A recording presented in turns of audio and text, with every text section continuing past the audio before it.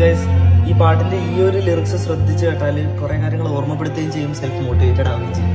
So ശ്രദ്ധിച്ച് കേൾക്കാം. Okay, ഒന്നൂടെ തുടങ്ങാമിനി, വിണ്ണെത്തിപ്പിടിക്കാമിനി, ചുളിവുകളേറെ ഭംഗി പകരും അനുഭവഗാഥ ചായ എഴുതും ഉലയാത്ത തേജസിന്റെ മുഖമേ ഈ മണ്ണിൽ വേദിയാണ്